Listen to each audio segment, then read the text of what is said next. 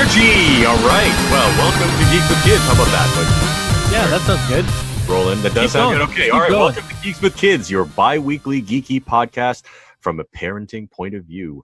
I'm one of your hosts, Steve. Welcome to the show. And joining me this week, of course, is the eponymous Eric. Hi.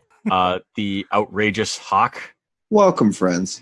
And the mysterious Shouse. Hello. Actually, I had no reason to attach any of those words to any of you. I was just picking them out of the sky. But I like being eponymous. Yes. Sure. It sounds like I'm a hip hop eponymous. So that's Flight of the Conchords. Yeah. Run with it. They're coming back this fall, so nice, Oh, Ooh, perfect.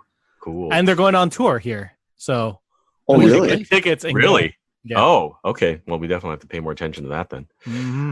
So this week's topic is Spider-Man Who's because, that?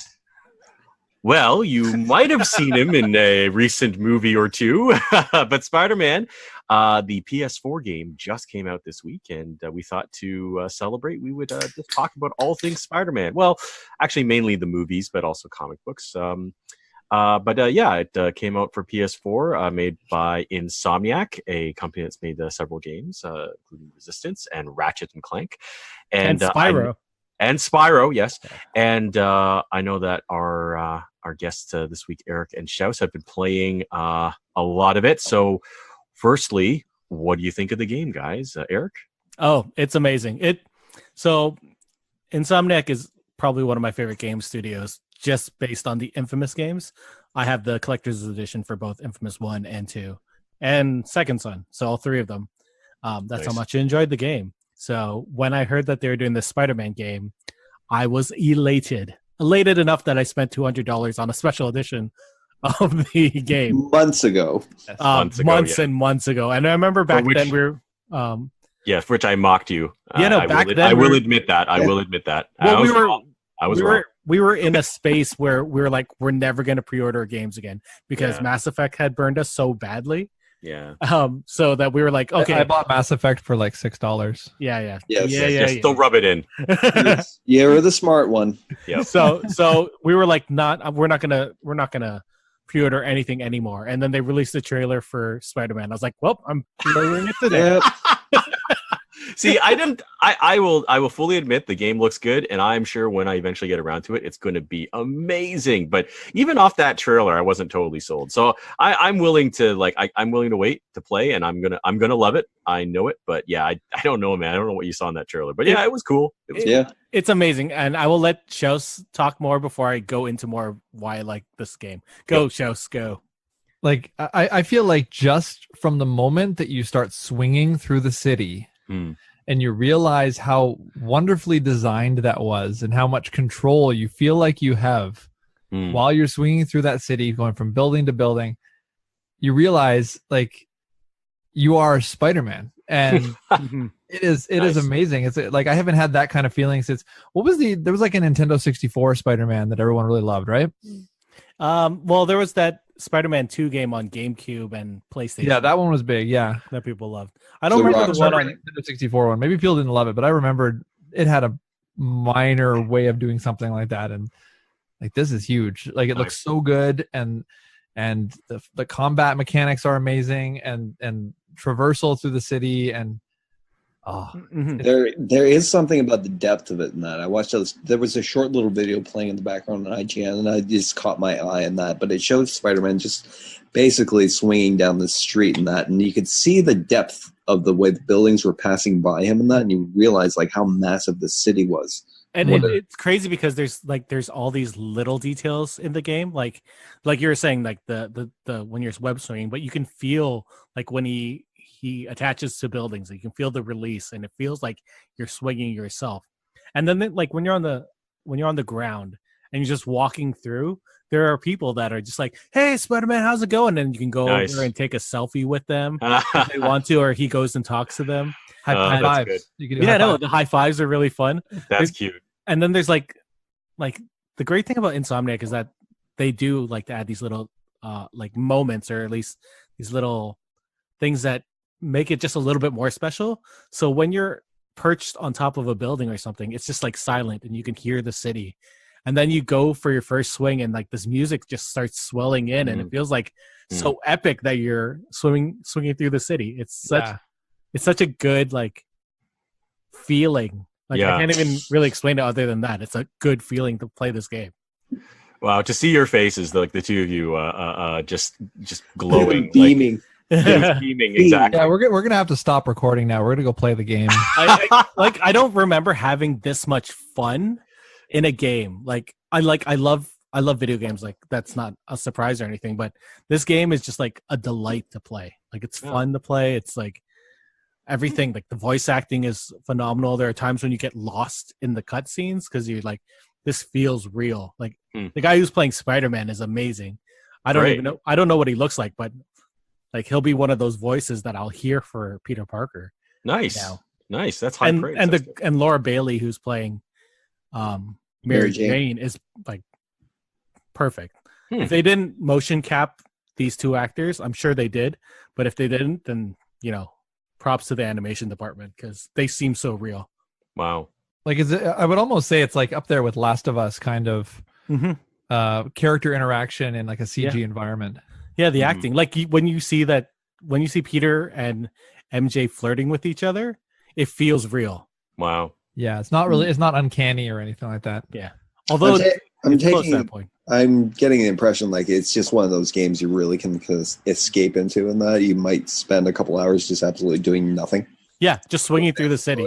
Yeah, brilliant. Catching pigeons. I haven't had that experience in a long time with a game. Yeah, you can collect things. People have been comparing it to Arkham, and I guess on the surface it has those elements. But how would you react to that comparison? Well, I mean, the combat, first of all, is Arkham combat basically. Yeah, just, it took a page from there for sure. Yeah, like multiplied by 100 though, because there's so much more. Okay. That you can do, but like everything up to the, there's a little lines that appear above his head when he knows he's about to get hit. Sure. But that makes more sense. That makes sense. He has the spider sense. Spidey sense, yeah. And it looks like the Spidey sense from the comic books too, which is awesome.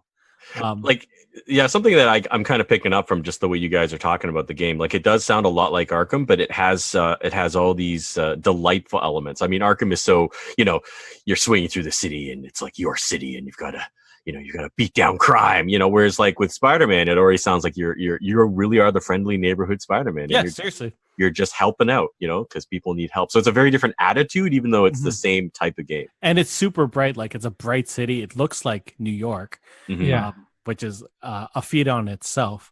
And I don't know. It's a happy game. Well, one of the mini games is actually going around New York and taking photos of landmarks. There's also through the city, and you sort of grab your camera and you take a picture of the Empire State Building as you fly past it. There's also secret landmarks. I don't know if you came across any of these shows, but like take a picture of like the Statue of Liberty because it's not one of the official ones, but there's a list of separate ones that'll garner you something else. There's also like, when you think of a Spider-Man game, you think pretty much just you're going to be Spider-Man swinging around. But I'm having a hell of a fun, like a really good time playing as Peter Parker. Like all of his science stuff that you get to do in the game is amazing. Yeah.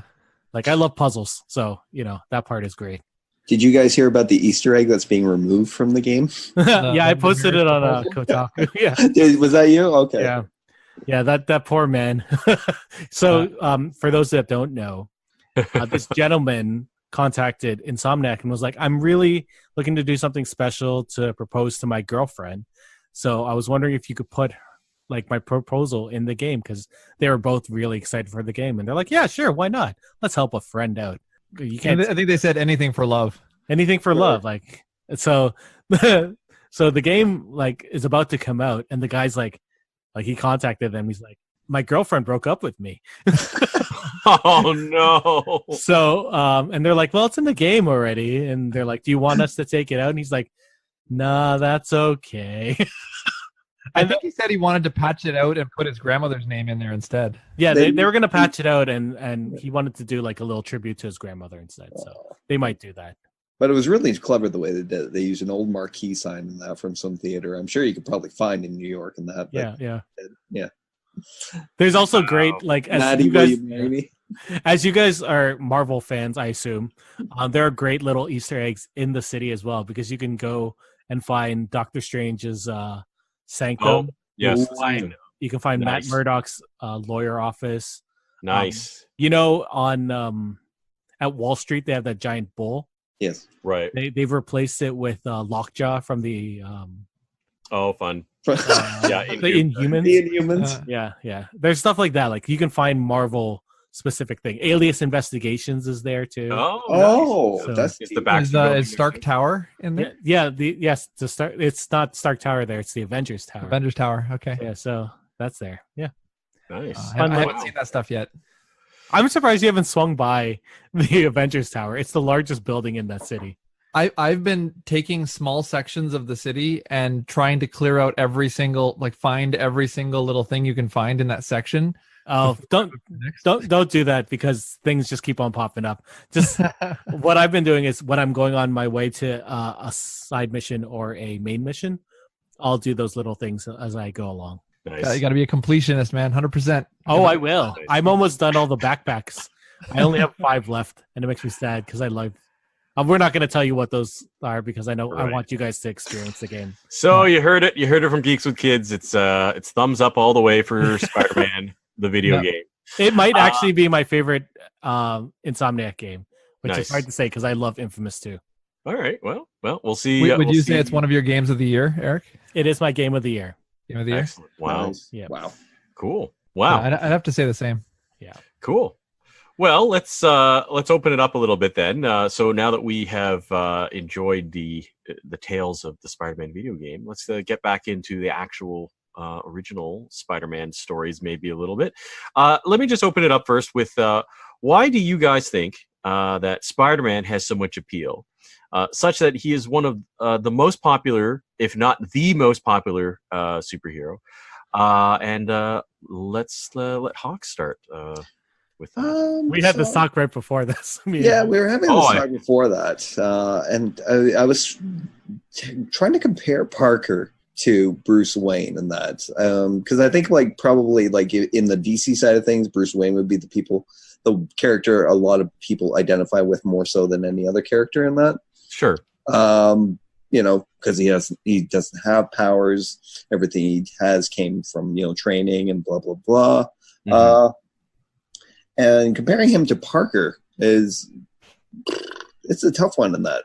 Parker appeals to everybody in that because I think his home life definitely resembles the average person's. Sure. Yeah. He's a working class student. He's caring for in the whatever incarnation we're talking about. He's caring for an elderly relative. Right. There's a lot more of that kind of struggle to him and that people can identify with and yet it never mars his perspective on life. Mm-hmm. He's Yeah. still a happy, positive person throughout. Yeah, I think that's a big part of it is that there is a certain positivity and this family and friends and Mhm. that aspect of his supporting cast is really defines him more than I think a lot of other superheroes do. Yeah. Yeah, what do you think, Eric? I think the popularity of Peter Parker is because he seems like the everyman. Like he's a genius, but he feels like someone that you would know, like growing up. Mm-hmm. Especially like if you talk to Kevin Feige, well, like obviously I have. He says that the essential Spider-Man is the teenage Spider-Man, which is true. Like he's the one that people think of the most, and like when he's growing up, you can feel him growing up. Like when he's going into his powers, it feels like someone going through puberty. Sure. Right? There's everything feels so relatable, even though he's this genius guy who has all these amazing powers. And like all of the people that are connected to him, like you have the girl next door that people generally have in their life, and then they have that unattainable girlfriend that you might have one day. That's the Gwen Stacy, and or the Felicia Hardy if you want. Sure. And then you have those parenting figures of like Ben and May, and everything feels so real, and I think that's what people like about Spider-Man. Yeah.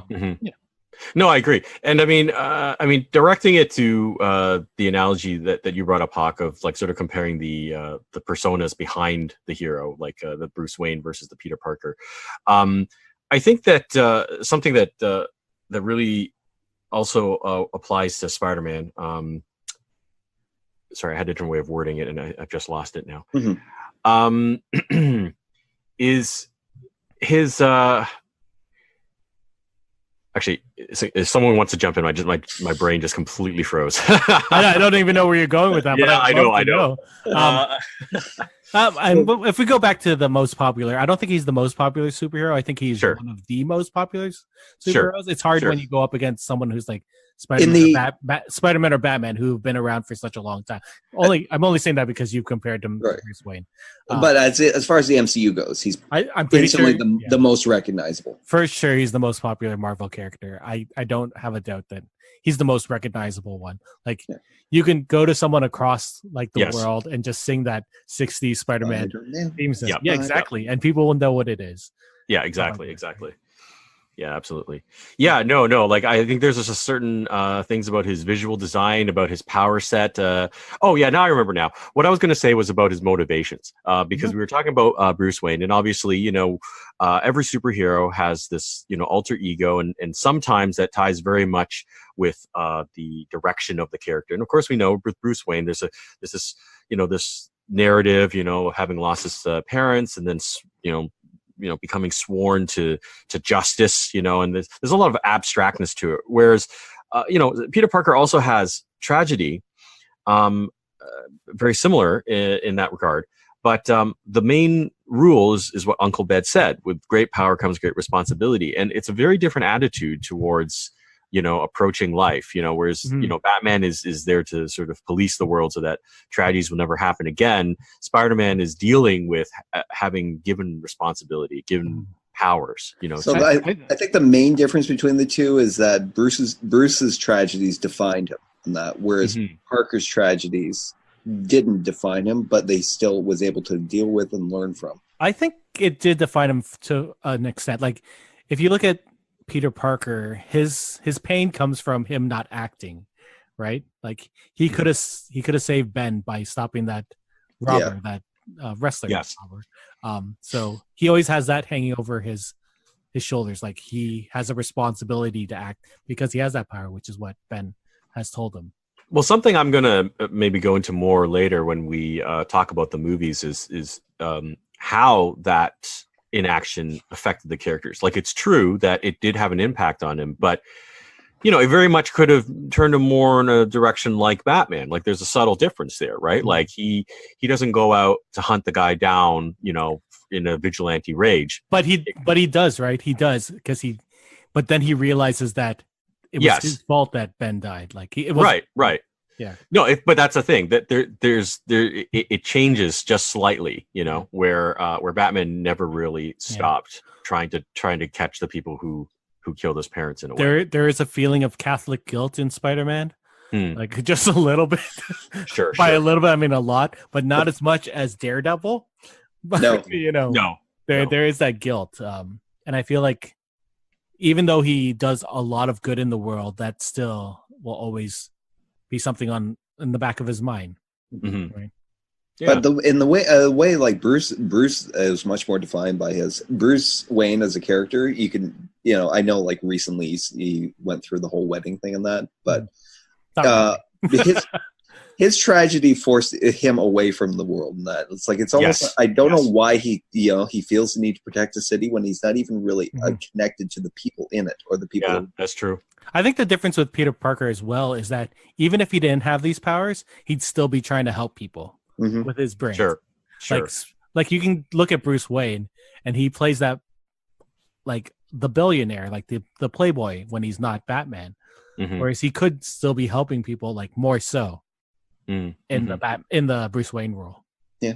But you never feel like in his world there's any room for like, these things like family or love or a wife or children. Because he isolates himself. Yeah. Yes. But with Parker and that, it's there, you see that in his future and that even he sees that, he's still trying, as far as, the Peter Parker we knew and grew up with, and that was always trying to find the balance in that. See, that's interesting. I wonder if Bruce Wayne only lost one parent instead of both, he would have turned into more like a Peter Parker's person. Yeah. Right.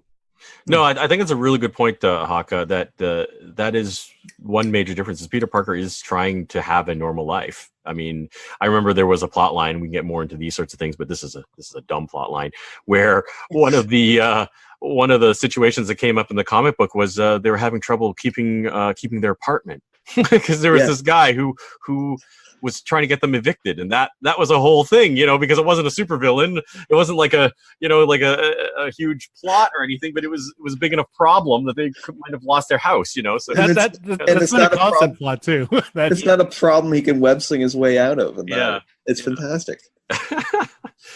So Shouse, are you back with us? Yeah. I just spilled a bunch of a drink all over my desk. Yes. Sorry, that was I did have a brain fart there, but part of it was also watching Shouse run around trying just to leave. solve. Yeah, just trying to keep my electronics from getting. Yes. Oh no, it looked serious. Did you have anything that you thought adds to Spider-Man's appeal? Well, just what you guys said was basically what I would have hopped in on. Cool. Right. I know I didn't hear all of it, but like one of the things that popped into my mind was this idea that, you could be like weak and you could be like a nerd, you could be a geek and sure. And you can, in some kind of circumstance, could turn all of that around and make you into a superhero. Yes, that's true. That's right. True. Yes. Like he was being bullied at school and all of this, and then he get bit by the radioactive spider, and then all of a sudden he can stand up for himself. Yeah. No, that's true. Yeah, that's another subtle difference between some superheroes and other ones. Like Batman, where he trains his whole life and becomes a finely honed tool. Where Spider-Man, he just kind of gets it, sort of it lands in his lap. I mean, he in the comics he develops his own web shooter, so there's a lot of ingenuity there as well. But genius. But he largely has it given to him, and then he has to sort of figure out how it all fits into his life. Mm-hmm. All right, cool. All right. Well, I guess one of the main things to discuss now is the movies. Oh, no, sorry. Comic book stories. Yes. So before we get into the films, I thought I would ask each of you what your favorite Spider-Man storyline was. And that can be from a show or from a comic. Hawk, what's your favorite Spider-Man storyline? My favorite probably goes back to when my kind of biggest period of collecting, that was like my kind of preteen years and that, like around ages like 11 to 13. And at that time was a storyline that spanned over all three of the comics that were associated with Spider-Man at the time, Amazing Spider-Man, Spectacular Spider-Man, and Web of Spider-Man. And it was Kraven's Last Hunt. Right. Which is one of the darkest storylines in that, involving Parker. Mostly what I remember from back then is the amazing cover art that came out for each issue in that. The storyline involves like Hunter, Kraven the Hunter. Kraven the Hunter killing but not really killing Parker. Going so far as even bury him. Using a tranquilizer dart to simulate death, and that I'm sure it had something to do with zombie powder. And then taking over his persona, and that it was I just went on Wikipedia and that I wanted to read a little bit about the development of the idea. It was a concept pitched by John Mark DeMatteis, and that and he pitched it across a couple different different heroes, and that, including trying to pitch the idea over for a Batman storyline. Yeah, that makes sense as that makes a lot of sense as a Batman storyline. Yeah, with somebody becoming so deranged, that they take on aspects, of the thing that they hate or that they love or whatever. Yeah, go on. But the essential storyline he was pitching was a hero, crawling out of his grave, and that to ultimately vanquish a villain, and that. Yes. Originally, it was supposed to be, I'm reading off of Wikipedia here, but it was supposed to be for a Wonder Man limited series involving his half-brother Grim Reaper, which was turned down. Turned down by Tom DeFalco. It was pitched a couple years later for a Batman storyline in which the Joker actually kills Batman. It would have, according to Mateus, it would have effectively turned the Joker sane But that was the pitch was originally rejected because there was already a story in development. At the same time, they felt it might have clashed with it. That was Batman: The Killing Joke. Finally, after a couple of different iterations, that landed in with Spider-Man, and they were originally going to try a new villain, but then got the idea to tap the Hunter for this. Right. Yeah, so this was one of the darkest storylines in that because it was at the time it was Parker planning his wedding to Mary Jane, and then coming in conflict with the Hunter essentially killing him, burying him, and then assuming his identity to take out a new villain called the Vermin. And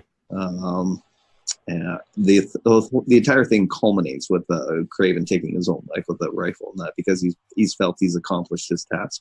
Right. Which was to show that he could be a better Spider-Man than Spider-Man. Yes. In his own mind. Yes. Yeah. No, that was definitely a really powerful story just because it's so stylistically, it just went in this crazy direction. And the visual that you said inspired the story of a hero crawling out of his own grave. Like that's one of the things that I think stands apart with Spider-Man is he has a lot of very powerful imagery. Like there's just scenes that you remember that just sort of culminate.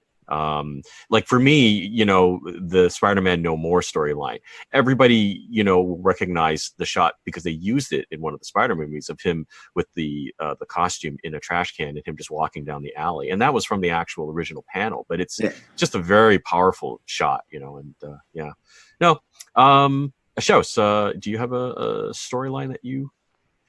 So, like, full disclosure, I don't think I've ever read a Spider-Man comic book. Wow. Okay. Yeah, my initial exposure to Spider-Man was in like the original cartoons. Cool. And then on the big screen, like with Tobey Maguire. By original cartoons, you mean the 60s or the 90s? 60s. Oh, that's a good point. You didn't watch the 90s one? I never got into the 90s one, but I remember the 60s one. Like it seemed pretty cheesy. Yes. But it was fun to watch, Sure. Yeah, totally. Everything. The 90s one was actually quite faithful to a couple of the storylines. Yes. Yeah? Which was actually really good, yeah. So well, do you I don't have remember a particular story. I'm actually quite enjoying listening to you guys talk about these. It's making me want to, get into the comic books a little bit. Sure. Well, actually, what Eric just said, the 90s cartoon would be a great way to do it because they kind of cherry picked all the best stories and did a really good presentation of them. So that's actually a really good way to approach it instead of going back through the old comics. One of my friends was telling me that there's actually a new animated series that they just recently put out. Yes, I actually haven't seen it though. Has anyone watched it yet? Is it out now already? It's on Disney Actually, I'm not XD sure. or something like that. Wait. Oh, Yeah, 2017. There he goes. 2017, yeah. Not super new. Is this the one where they have the younger... Oh, this is the one I watched. This is the one where they have him as part of S.H.I.E.L.D. and they have like younger versions of like Nova and a bunch of other superheroes. It's actually Yes. Oh, cool. I haven't seen it, but like it's intriguing to me because I want my son and my daughter to start getting into some superhero characters and you got to be careful about how you do it because I don't want them to get into like the super violent stuff at a young age. Right. So you're not starting them off with Judge Dredd comics then. No. Luckily, the cartoons for most comic book shows are not super violent. Yeah. This one's good because it has Laura Bailey, who plays MJ in the video game, playing Gwen Stacy. Oh, okay. Ooh. Yeah. That might be cool to check out. Yeah. Mm-hmm. Yeah, that sounds fun. Eric, what is Hi. Your favorite Spider-Man story? Are we doing two or are we doing one? I think Well- one's good. You can do mine if you want. You can do two. Yeah, if you want to do two, and then Okay. if you have a second one, you can go. I'll give you two. I'm having trouble Because- coming up with a second one. So I was talking to Hawk about this, the two of them. So my number one Mhm. Spider-Man tale is not even a Spider-Man tale, or Okay. not a Peter Parker one, because I love the origin story of Miles Morales, the Ultimate Spider-Man.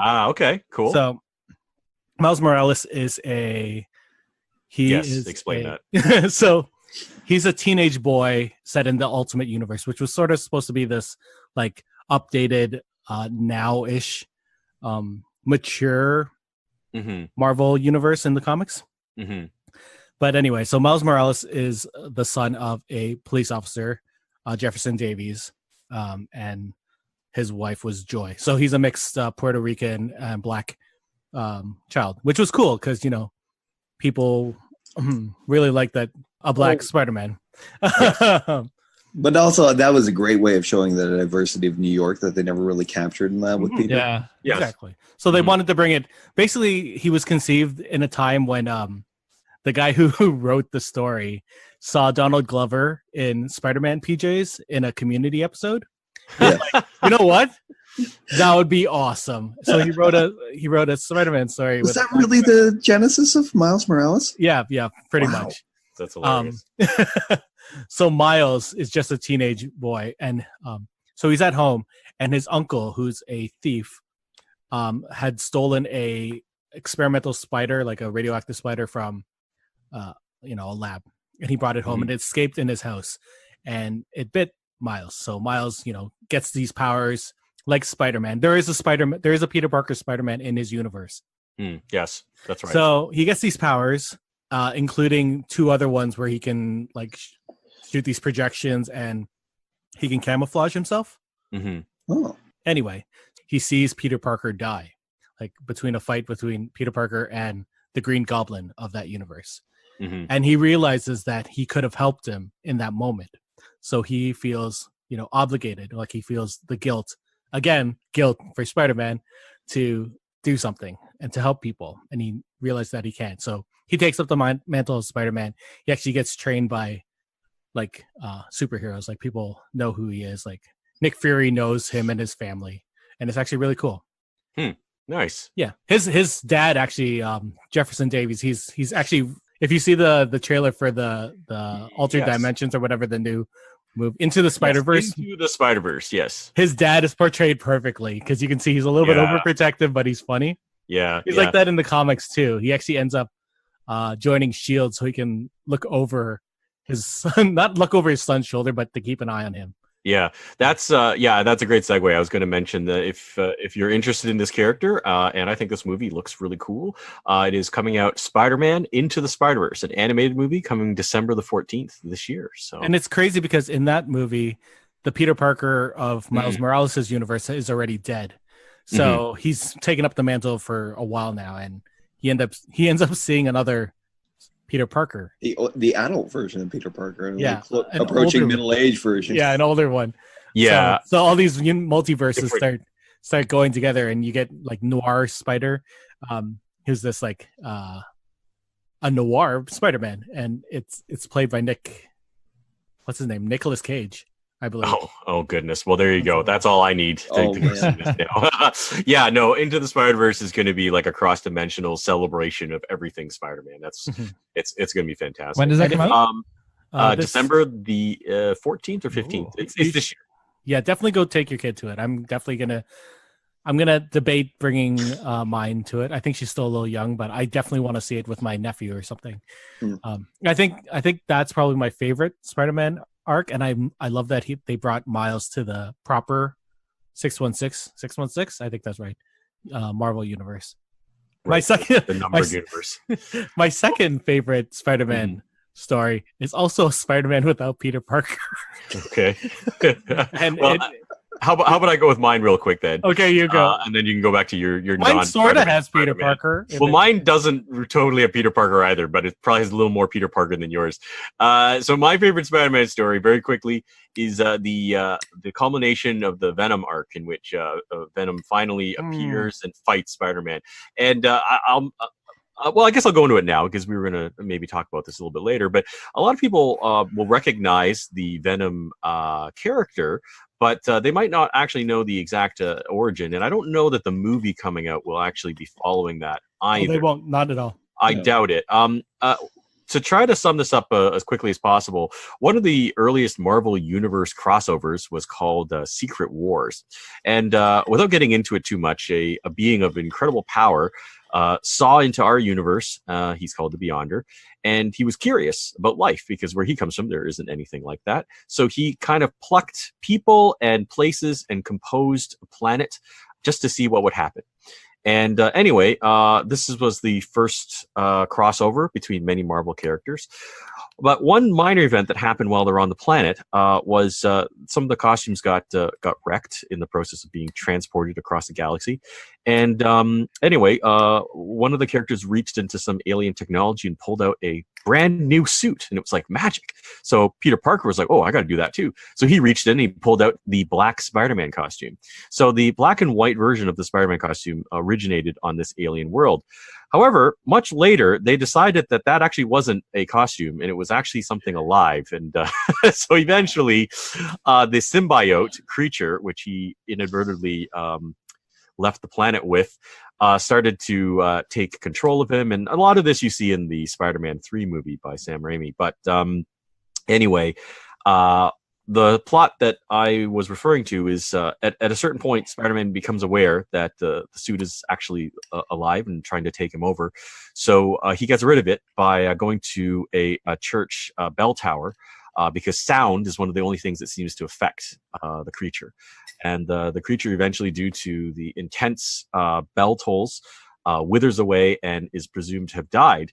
But as it turns out, it actually crawled, dying, into the church and found a new host, Eddie Brock, a rival journalist in Peter Parker's journalistic life, who hated him as well.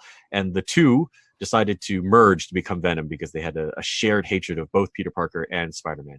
It was a really epic story, especially because this was the height of Todd McFarlane's art to Spider-Man, which added a certain dynamism to the way everything looked. And he's the one who made Venom the horrifying, strange, twisted amalgamation of Spider-Man nightmares that we know today. And it was just like the ultimate battle between Peter Parker versus Eddie Brock and Venom versus Spider-Man. Yeah, and, despite the universal hate for Spider-Man 3, the movie with Tobey Maguire and company, they really did that bell tower scene really well. They did. Like him ripping the symbiote off by knocking the giant bell and then having Eddie Brock underneath. Yes. That was such that gave me a little bit of hope when I watched that watched that movie. And it was well crafted. And then even the ending when he had all those poles around and created those sonic vibrations so that it freaked out the symbiote. Symbiote. Yeah, I thought that was cool. Yeah, no, that they those few details definitely were well crafted in the film. Yeah, anyway, a lot of potential. Yeah. Anyway, that was my favorite storyline. So I hand it back to you, Eric. My second favorite storyline actually happened not too long ago. It's actually from I think 2013-ish, maybe 2014-ish. It's the Superior Spider-Man storyline, which happened obviously not too long ago. And in this series, a dying Doc Ock, who's still super smart, ends up switching bodies with Peter Parker. So he switches Peter Parker's mind into his dying body, and then his body dies, but Doc Ock is stuck in Peter Parker's body. It's really cool because you see you see Spider-Man with the sort of not the ruthlessness of Doc Ock, but sort of and it has that. It's neat because you see Doc Ock's personality getting sort of changed by Peter Parker's persona that was in that body. His life. Yeah. So it was neat seeing these two really smart and amazingly written characters sort of go at it in one body. And I don't really want to talk more into it because it is a good storyline and it's new enough that you can pick it up and trade. Yes. And if you want to, you should check it out. Yeah, there's been a lot of really dumb Spider-Man storylines, and I was thinking that could be a whole episode in and of itself. But of the recent storylines, that is definitely one of the best. It is one of the good new ones, which are few and far between, unfortunately. So Spider-Man, well, let's maybe go into the movies a little bit. So I think to make the discussion easier, let's call them. What do you guys think? The Raimi movies, the Webb movies. I wouldn't say the MCU. Webb movies because I totally forgot who Mark Webb was. Yeah. Okay, all right. So let's do it by the actor then. So the Maguire movie, the Garfield movies, and the Holland movies or movies. So the pretty good ones, the all right ones, and the amazing ones. Well, that's what we're gonna do. So I shall put it to you, Hawk. Who is your favorite Peter Parker as portrayed by those three actors? Ooh, it's got to be Tom Holland right now because right now he just inhabits that character. He's perfect for it, and especially in the new iteration of the MCU and that. But I really gotta say, Tobey Maguire impressed with Peter Parker and that, and was probably one of the reasons those movies were so successful. Mm-hmm. He had this, I remember my brother commenting on it and that they must have done some time lapsing in the actual filming of the movie because when we first meet Peter Parker and that he's very much a skinny kind of kid. I remember my brother commenting that he had a little bit of bitch titty going on. So there was this point where he must have taken a few months in between in that to hit a CrossFit and some weight training and that because he really picked up in that for the film. Yeah. But he was a top actor at that time. And that it's like I remember him from Ang Lee's The Ice Storm and that. I thought he was definitely one to watch in that. He really brought out that kind of the nerdiness, the geekiness, but also the sweetness behind the character. Sure. Yeah. So and I think he really helped to carry those at least those first two films and that to those high points that they reached creatively.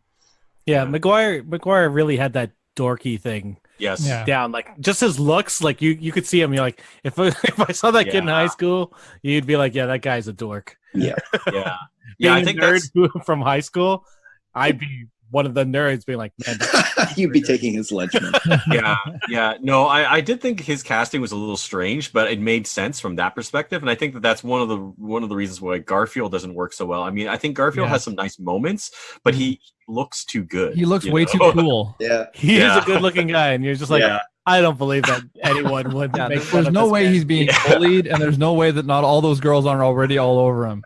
Exactly. Yeah. No, I like he's a great actor and he has some very good moments, some great line deliveries, but you just don't believe him, as a Peter Parker. I think Tom Holland is the perfect one purely because he has the attitude and he's a good looking man, but he just looks sort of like a regular good looking guy. Yeah. So he could totally just disappear in a regular high school crowd. Mhm. Yeah. That's what he does. He's not outstanding and he's not like super dorky. He's just an invisible person. And Sure. I think of the three of them, like Holland, I think does a better job of making the one-liners and the quips and stuff while he's fighting. Yeah, exactly. Like, and you see that during the Civil War, the Captain America Civil War movie when he was fighting in that scene. It's like, yes, this is exactly what you want of a Spider-Man. You want him to be making jokes the whole time. Exactly. Well, that was actually something I did.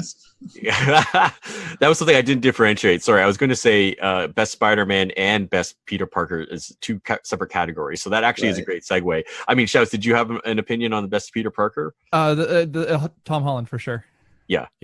I think we're all in agreement. To be honest, the guy in the Spider-Man game is a close second to him. He's really good. He is spot on as well.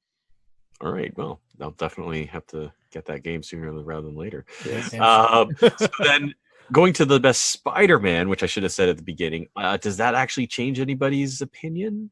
Nope. No. Still like Holland is the best Spider-Man? I liked Garfield as Spider-Man. Mm-hmm. Like I think his suit looked great and Okay, can I mention something about the suits for a second? Yeah, sure. go for it. One of the things that have always sort of held me back from believing in the story was how the suit went from something that like a montage where he's just got some scissors and some felt to suddenly this amazing, perfectly designed and cut like spandex thing. And so for both the Tobey Maguire and the Garfield movies, it was like, where did this suit come from? Like, what professionals created this thing? Because it obviously wasn't him. And then, like, at least in the Garfield movies, it was like, okay, well, it looks like he ordered like a spandex suit and modified it. Yeah. But like the idea that Tony Stark actually created the suit for Spider-Man. like Yeah, he 'cause had he the had that crappy one resources to initially. make it for him. It was more believable for me. You know what's Yeah. funny is me and Hawk were talking about this last night, and that's one of the parts that I dislike about the Marvel parts, the Marvel movies. I always liked the idea that he was a dumpster diver that just kept on upgrading his suit until it got better and better and Mhm. better. Like he's that smart that he could do that. Yeah, but with the film, they don't have enough time to No, show they him don't. like doing that evolution. Unfortunately, I mean, they do always show him going through a montage of Yeah. making the costume, but it's got to be a much shorter time span. Yeah, I was gonna say I give Garfield some extra points for his Spider-Man because I don't know, I thought he was quite enjoyable in some parts with his quips and the way he, I guess, the physicality of it. Mhm. But no, I mean, Holland is the complete package. I mean, he really, like what you said, Shouse. I really like his line delivery. His jokes while being Spider-Man are the best. Plus, he can do all the gymnastics like Yeah. without wires. Like he it's him doing it, and you Yeah. know he can do it. So That does make a difference. Well, he sounds so innocent too when he's delivering all his lines. Like he Yeah. sounds genuinely excited to be there fighting in a battle or Yes. to be fighting some bad I, guys. I think it helps that he's also super excited to be there as an actor. yeah. Yeah, Like, there's Yeah. a genuine excitement from him, like being with all these heroes that are also his acting heroes. yeah. So that's amazing. No, it totally shows through. Yeah, sorry. Go Think, ahead. think about that scene in Infinity War, right, where he's like, Mr. Stark, I don't feel so good. Like if that scene was delivered by Garfield or by, like any other Spider-Man, I don't think it would have the same effect. Like I think that I don't know, Tom Holland's character is so like innocent. Yes, I think McGuire would have done a good job at that, Maguire would have Yeah, done a go good pull it job, off. but he's a good Garfield- actor in general. Yeah, So. but playing off what Eric said in that about this kid who's basically like an actor who's among his acting heroes and that, and having to kind of act out that scene and that, Mhm. it was almost like it was just so a kid coming to the height of his just coming into his powers and all of a sudden having it taken away. Yeah. I think Yeah. really played off of that. Yeah, they built up his character and his relationships very well in the MC movies right now. Yeah. So Aunt May and Uncle Ben. Shouse, who is your favorite portrayal of these characters? So for this one, it would be the Garfield movies. It would be Sally Field and Martin Sheen. I thought their chemistry was awesome.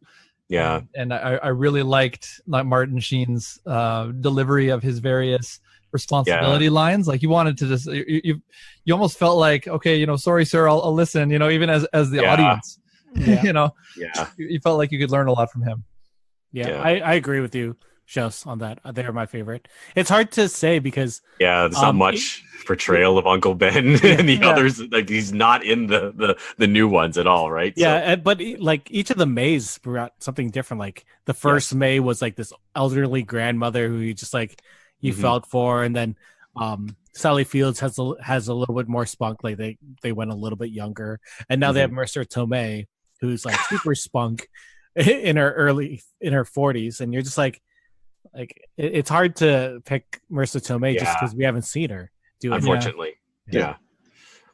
She's good at Yeah. what she does, though, being the young hot May. Yeah.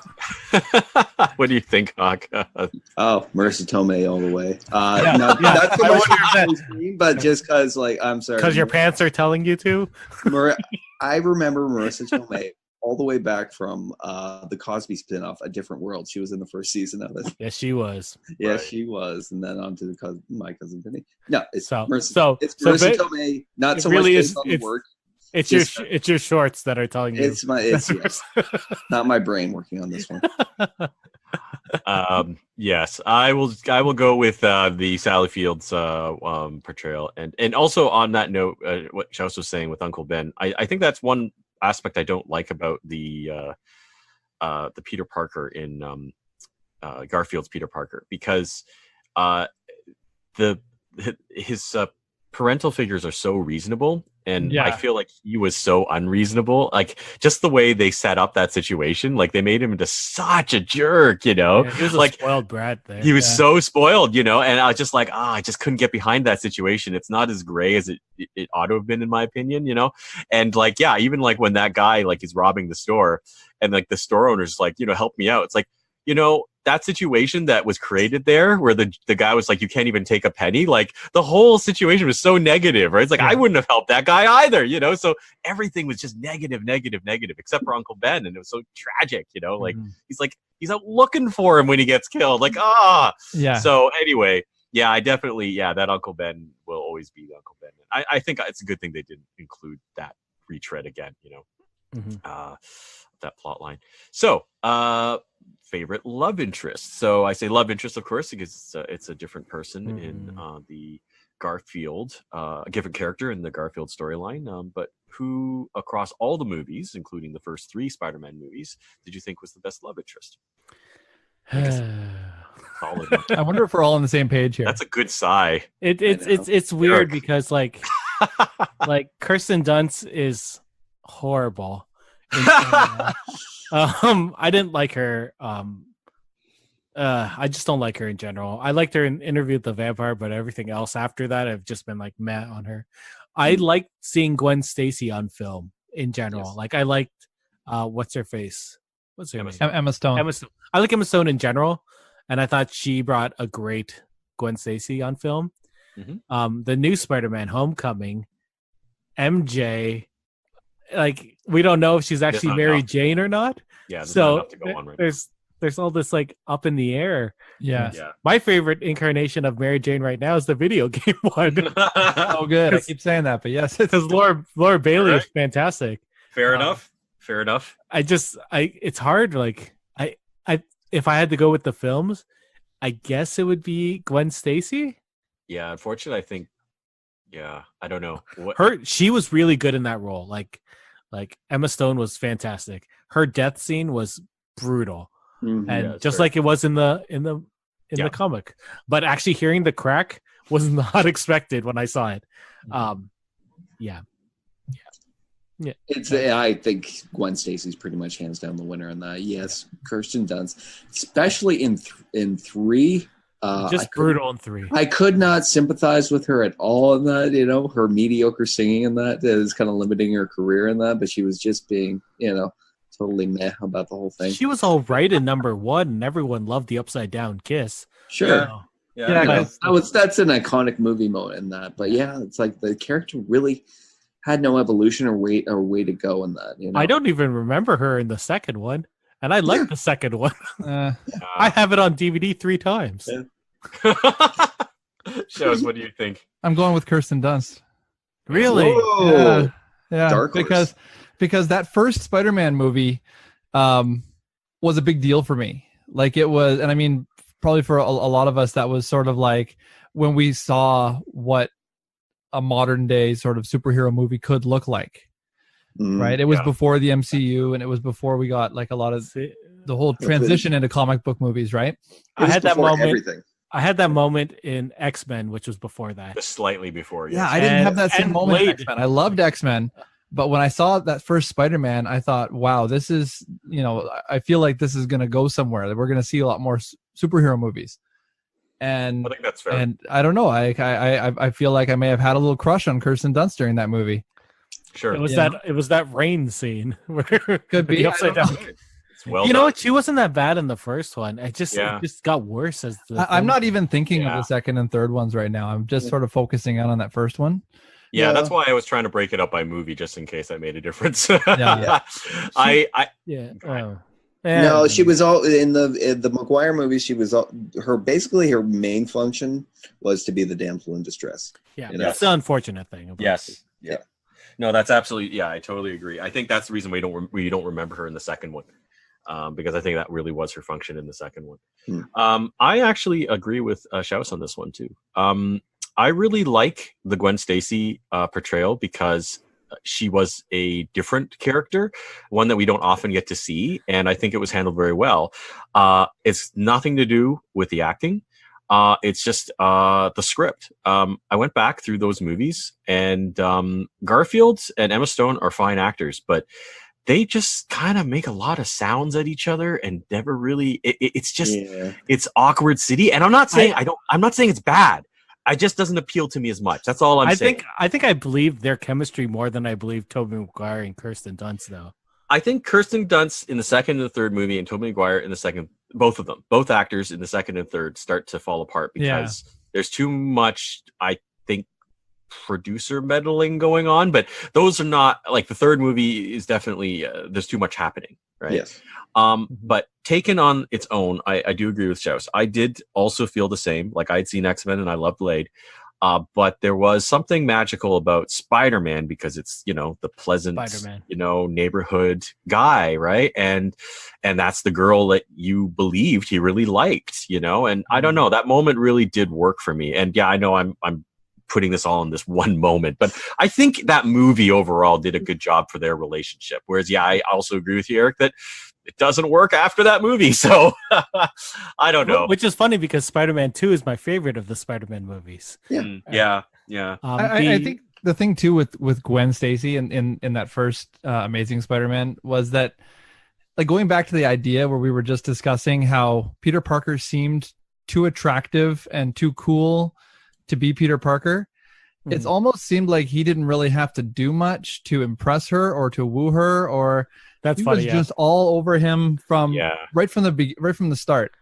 Whereas it seemed like the character, the love interests in the other movies weren't as accessible. See, I wonder if that would have been different if Maguire was there instead of Andrew Garfield. Sure. Right? Yeah, that's true. They're both too good looking, it just right from the get-go. Let's just pop in the ugly one. Go like,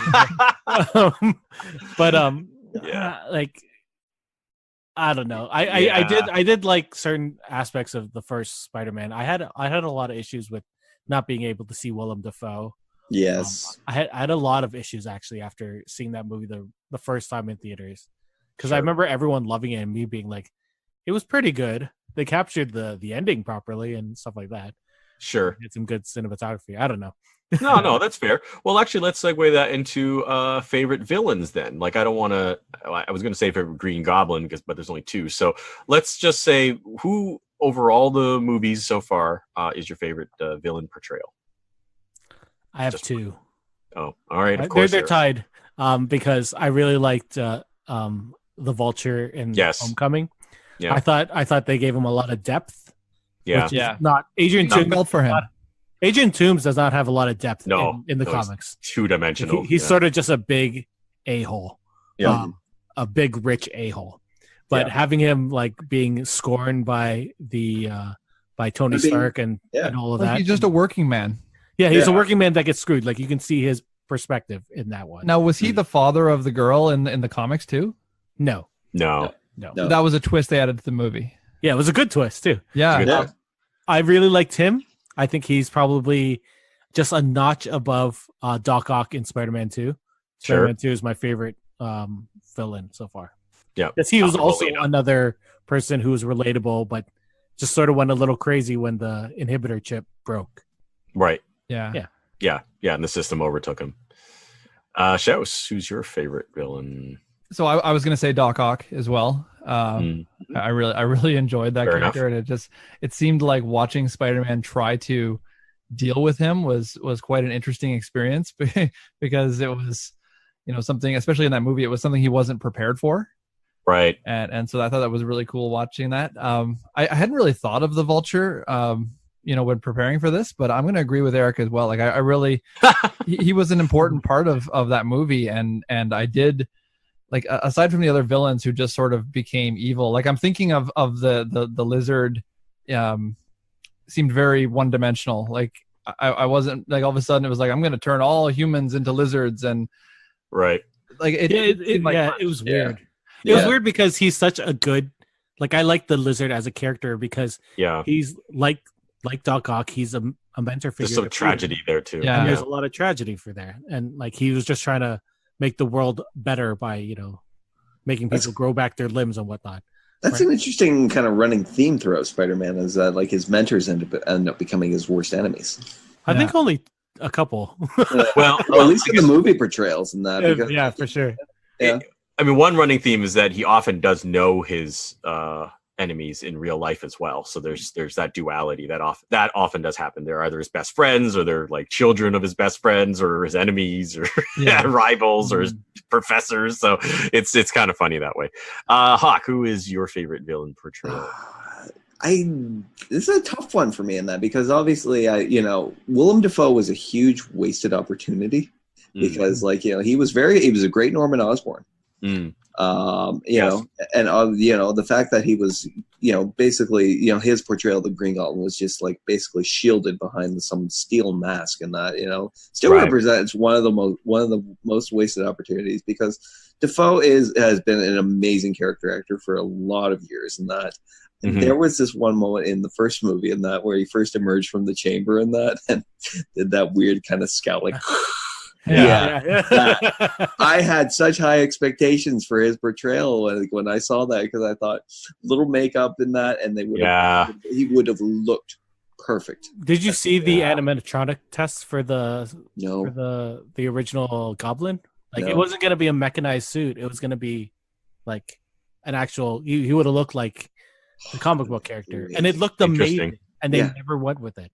And I never understood it. It bothered the crap. I will say he is the biggest wasted opportunity in that. As far as actual portrayals, probably Molina nailed it. Alfred Molina. In the second and that, because we got to see his face and that, we got to see all his motivations and that whole inhibitor chip thing and that. Yeah. When he started talking to himself, like he had that Golem moment type thing, going for him. I loved it. I thought that was great. Yeah, I have to agree with Eric. I mean, I would say Molina, and then the Vulture, for all the reasons that have already been said. Yeah, I do think the Vulture, though, kind of maybe edges out just a little bit because he's fresher in my memory. Yeah. But they're both such great actors, like that's what made it. They both were able to bring their A game, whereas Dafoe, as Hawk said, wasn't able to. I almost feel like we should have done a marathon of these movies before we did this episode. Well, I don't think Dafoe couldn't bring his A game. He didn't have material to work with, though. That's the hard thing. Like, it's hard when you have a massive villain that you can't see anything happening. Against a Spider-Man who you can't see anything happening. Yeah, that's sort of what I meant. Yeah, sorry, I didn't really explain it, but yeah, you're right. That's No, the mask. Yeah, that's the thing. When you have two people who are like CG, it's very hard to really enjoy yourself.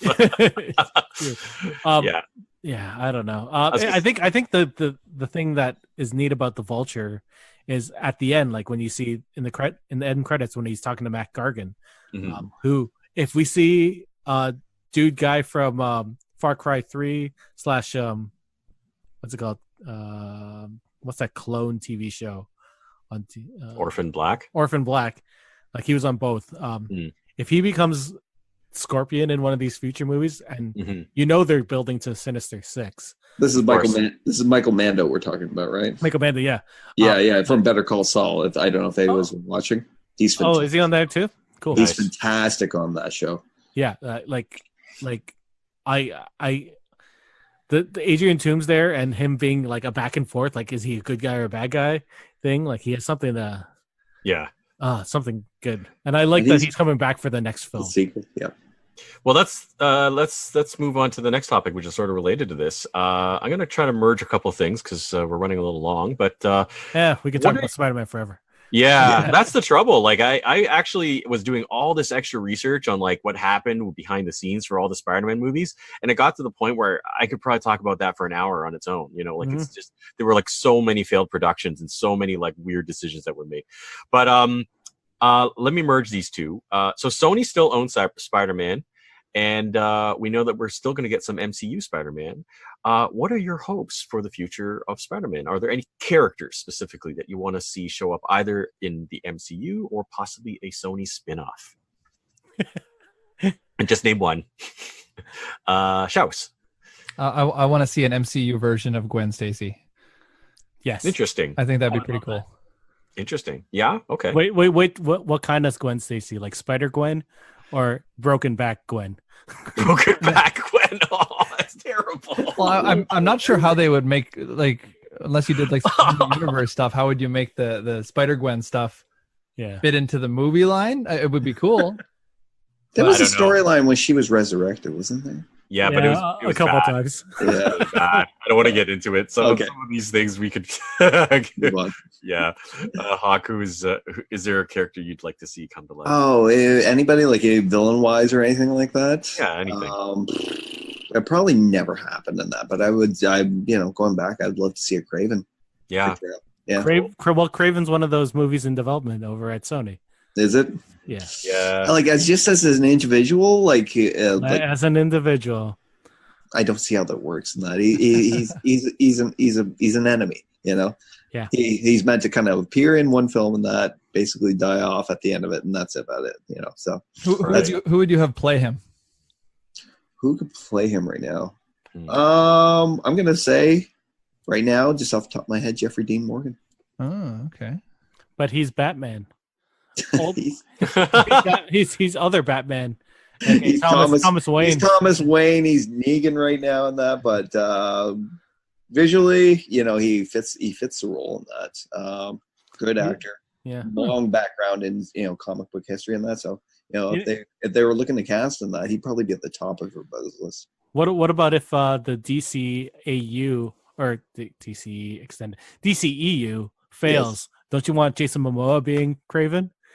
Oh, that would be awesome. Oh yeah. Oh my god. He has a better. He has a physique for it. In that. Although he would also make an amazing logo. My man. If we go back to DC. Oh, yeah, that's true. But you know, there's precedent for them crossing over now. Like we've got freaking Bane playing Venom, so you know, whatever. That's fair. Doesn't fair. matter. Yep. There's no loyalty anymore. So, Oh, I Josh Brolin got two. Yeah, characters. That's true. And he was Jonah Hex, so he already played a DC guy too. So there you go. Oh god, I forgot about that so movie. Jason Momoa was doing photos at Fan Expo, right, with fans. Yeah. Oh, And nice. I saw some of them posted on Facebook, and I guess he did them shirtless. Of course he obviously, did. Why wouldn't he? Yes. yeah. And if he had a shirt on, I'd be like, take that off. Yeah, I'm spending paying you this good money. for this. Where do you think you are? My man. Eric, Uh, You go. Who do you want to see, Steve? I'll go next. It's tough for me. I kind of want to pick a bit of a weird character because I'm curious what they do, and it would be Mysterio. Because That's the next one. We're going to see him in Yeah. Far From Home. Yeah, that's a sure thing then. Yeah. Yep. All right. Yep. Well, there you go. It's going to be betrayed by Jake Gyllenhaal. So, what are your thoughts on that? Well, if he's better than his sister, it'll be fine. Easily better than his words. sister. Come on. So the only reason I choose Mysterio is I'm curious what they would do with the character now, because I mean, obviously you take the one from like the 60s cartoon, which is, you know, where I was first introduced. That's a really weird, wacky character. But I mean, considering what they've done with all the MCU villains of late, really good modernizations, really good reinterpretations.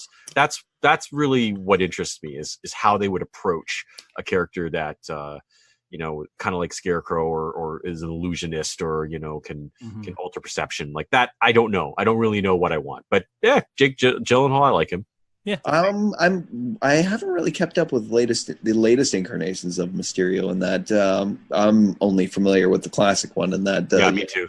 glass dome with a smoke in the middle, and that. Yeah. That's still yeah. that. That's still it. Yeah. Okay. Okay. All right. So Well, we'll see that what they I'm do. wondering how they're going to. Yeah, I don't know. Yeah. I hope they don't show it in the trailers because I would love to just be surprised. How Mysterio's gonna look. yeah. Yeah. Yeah. Yeah. I'm just thinking Arnold Schwarzenegger as Dr. Freeze. My heart hurts by you saying that. I think actually he was one of the people they had considered for a Spider-Man villain role for Spider-Man 2 or 3 actually. But anyway, we'll get into that another time. Craven. Eric, I don't remember who it was. It was something that was a little bit strange. Better than Mr. Freeze though, that's for sure. Mhm. So Eric, who do you want to see then? I want to see Miles Morales come to the MCU. Oh, well, both our dreams came true then. Oh, MCU. Oh, okay. MCU. Purely because his uncle has shown up in the first film in Homecoming, played by Donald Glover. So, if they already introduced one Yes. person in his family, he talks about his nephew Hmm. in that movie. Interesting. So I would love bit for of him to foreshadowing. show up They're planning on something a few years down the road. a for few that. years down the line, and it's weird because what's his name? Tom Holland's buddy Ned is pretty much based on Miles Morales' best friend from the Ultimate line. Right. So Genki Lee is Yeah. pretty much Ned. Like, it's really weird seeing him but named Ned Sure. in the MCU, especially since Ned becomes a bad guy. Yeah, and the proper Yeah, in the proper Marvel universe. He becomes Hobgoblin for them. right. Oh yeah, another of my favorite I don't know. villains. I honestly don't want to see a Green Goblin. Not for a long time. Do Yeah, Hobgoblin. there's other villains that they can Yeah, play around Spider-Man with first. of anybody has such a elaborate rogues gallery. They could go a long time without returning to a Green Goblin or any Goblin, for that matter. Yeah, Nice. I don't think anyone else other. It's hard. I would love to see Doc Ock again, but like he was done so well in Spider-Man 2. It's hard to True. get that over. Yeah, that's true. All right. Well, let's just finish on one last thing. The Venom movie is coming out, and so yeah, I just wanted to put out there. Are you guys excited? Are you guys scared? Any parting thoughts on Venom before it comes out? So far, pensive is the mood I would attribute best of everything I've seen so far. On that, I love Tom Hardy; it's great. They might be doing, from what I've seen of this, the actual incarnation of Venom, and that, I think they're doing a pretty good job on the CGI in that. It's just I'm worrying that the story he's going to be playing in is, if it's a compelling story, I'm in that. But so far. Story is looking a little generic from what I can tell. What was that Venom storyline that they're basing this on? Lethal Enforcer and something else? Yeah. But like some of the lines. It's a mix of two really popular Venom storylines. And like it's weird having a Spider-Man story or a Venom story without Spider-Man. Or at least not having him like introduce the character. You know what I mean? Like, what's the reasoning for this symbiote to have Spider-Man's powers? Right. There's no reason for that. And if Sony's trying to build this Spider-Man universe, with them, and Silver Sable and Black Cat, I would love to see Black Cat in the future. That would be awesome. It just seems odd. Like, the power set does not make sense in my mind. Well, I don't even know. I mean, do we know that he's really going to be a mimic of Spider-Man? I mean, he could just be Black Tentacle monster guy. Might not really have much to do with Spider-Man in the end. Yeah, it's hard to picture a Venom without that, right? Yeah. Like even when he was part of the Guardians of the Galaxy, he still had the Spider-Man powers. Yeah, and stuff, right? I don't know. I think I was totally wondering about that. I mean, are we going to see any sort of like kind of iconic chest emblem or that? No, they said they weren't. Yeah, they said that any sort of web slinging or that or nothing. They're keeping mum on it because they don't want to reveal everything because it could either bring people keep people away or it could bring people in. But they're more worried about keeping people away if they say, we're not doing web slinging. We're not doing have they said for sure that Spider-Man's not going to be in this one? Like, so, I think that's part of it. They're trying to like have their cake and eat it too, because I don't know. Tom Holland was seen on the set. Okay. Oh, really? So it could be just Peter Parker, right? Right. But the age difference is also like Eddie Brock is supposed to be older, obviously, because and chunkier. Yeah. But not like that much older. He's like 20 years older than Tom Holland. Yeah. Seems odd. I like if they do bring all the symbiotes in from these storylines, like it'd be interesting to see Carnage. So of course, that's what I'm. Yeah, Carnage was going to be my other villain option, but I think it's a little bit out of the realm now. But I mean, if Venom does well, then he'll be back in. Apparently he's in. Carnage is in this movie. So okay. Because Woody Harrelson is apparently playing Castle. Oh, okay. I like that. Yeah. I like that. Back to his Natural Born Killer days. Yeah. Sure. Shaus, did you have any thoughts on the Venom movie? I mean, the trailer looks cool. I don't know a lot about the character, but I'm intrigued by it. So I might check it out. What kind of person says a turd in the wind? That is not the phrase. A turd in the wind, like a turd in the wind. Come on, Venom. Yeah, I don't want to judge the movie too much on the trailer at this point because I think they were putting some of those special effects in right up to the last minute. So I Yeah. don't know if that's going to be representative of the movie anyway. So I don't want to, base it on that. Like a turd in the wind. Yeah, exactly. No, I mean that's a good way to sum it up because I don't even know if that line will still be in the movie. there. Yeah, that's what doesn't make sense about it. Why would Yeah. they say that? It's a leaf in the wind. Come on, Venom. Yeah. I guess he's an alien, so he doesn't really know it. But like, I mean, to the point of what all of you guys have been sort of talking about, like, I mean, it just depends on the story, like if they can Yeah. make it work, without much reference to other Spider-Man stuff or to Holland, great. I just think, I don't know. I'm not sure what the goal of the movie is going to be, and we don't really know how it's really going to play out in terms of. I hope it's building a universe. Yeah, I think that's the hope. I think that's the hope, but without them actually coming out and like, I guess what it comes down to is we don't really know what the details are of the contract between them and Marvel, right? Yes. So they still Sony fully controls everything that exists within the Spider universe, and they want to take advantage of what's happening with Spider-Man right now. But yeah, I don't know if they're allowed to show Tom Holland as Spider-Man. Maybe he actually is just walking down the street and they won't even name him, like That'd I be like like- Tom Holland. Yeah. This might be what really hurts is having to build a Spider-Man universe outside of Spider-Man. See, Yeah. I think at some point, I mean, this is something we'll say for maybe after we watch Venom or maybe just before Venom comes out, and we can talk about all these production things. Maybe that's their game, though. Maybe they're playing a long game and they're not going to allow Spider-Man to go back to the MCU after the contracted, 3 movies are done. Like, I don't know, right? Like, there's like a lot of negotiation still to happen, to keep Spider-Man in MCU, right? So maybe they're planning to maybe withdraw Spider-Man, and then they'll have all these other movies already in place, and then they just plop them back in, right? I don't know. Who knows? Well, they're Disney- also planning that Morbius film. Oh goodness. Like who thought that was a good idea? Sony. If Blade shows up in Morbius, then maybe, but I don't think that's going to happen either. Apparently, what's his face? Oh, I heard about this. Who's what's his name? Wesley Snipes. Wesley Snipes is talking to Marvel about projects. So he needs them, but it would be cool if he came back as Blade. And yeah, had his daughter be the new Blade, right? that'd be cool. Just like in the comics. So yeah. The trouble with That's what Blade, though, now. the problem is he's very unreliable as an actor, unfortunately. So I don't know who would want to take him up on that now. So that's a whole other matter. I think Jill may have fixed. Yeah, that. these Hopefully. days I think he'd be Hopefully. much more of a pliant kind of Yeah. actor. So. He's like, I need this money, guys. Yes.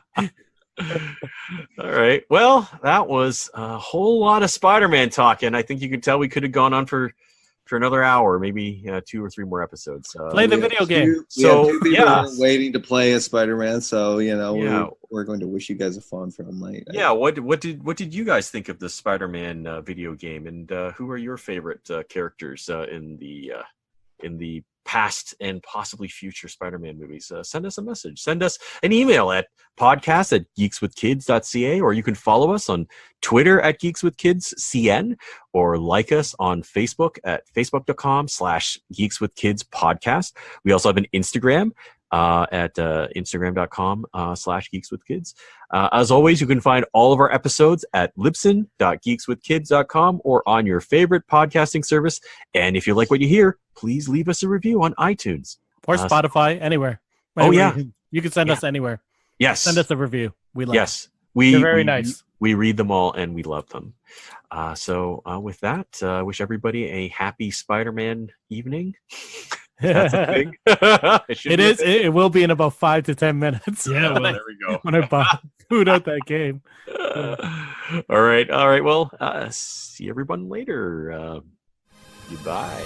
Bye-bye. Bye.